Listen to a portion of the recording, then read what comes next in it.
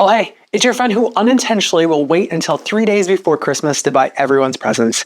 Every single time. Back for some more tech tea. So without further ado, let's get into it. Here are 3 tech updates to help you get through your Friday.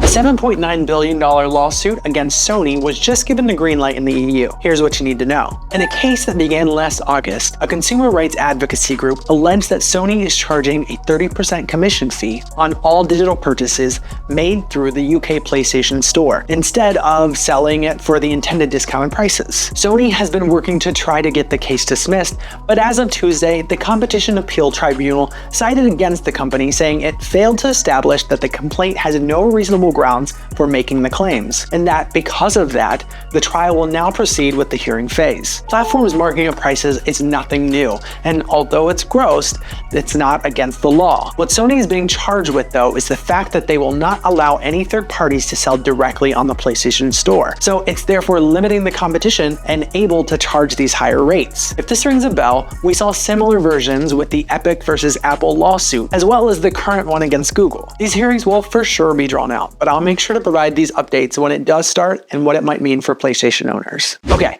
so I think the drama with OpenAI has finally died down, for now. Here's where it stands today. I noticed a couple comments that by the time I edited my video, the news was already dated.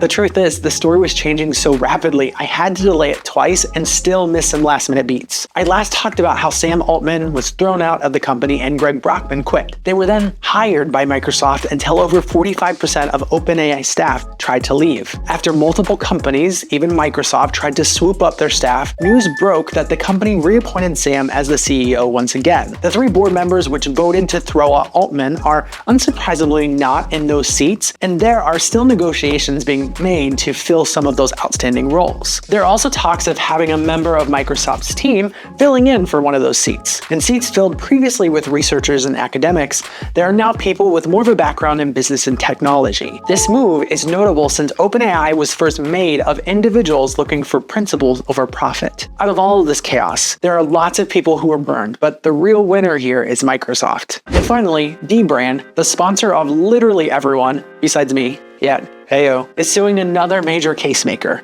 Here's what you need to know. Casetify, a company which stated by its CEO to be worth close to $1 billion, started selling inside-out skins, which showed what the inside of your device would look like. It's not new. In fact, dbrand has its own line of cases that they call teardown skins. They actually partnered with Zach from JerryRigEverything in order to make sure each case is accurate to the device's insides. Yesterday, Zach uploaded a video which is sitting at a cool 3 million views currently, in which he said not only are these Casetify skins similar to dbrand's, they're copies of images from dbrand's website. You see, in Zach's partnership, they included a bunch of Easter eggs in the cases that are callbacks to both the brand and the sayings he uses on JerryRigEverything. If you look close at Casetify's inside-out cases, you can see those same Easter eggs. Zach goes on to say that they are, in fact, going after Casetify with plans to sue the company for damages. Since we're still very early on, there's no amounts or specifics, but you best bet, as soon as I know more, you will too. That's all I have for now. Make sure to like and subscribe to the channel if you haven't, and I'll see you back here for some more tech tea.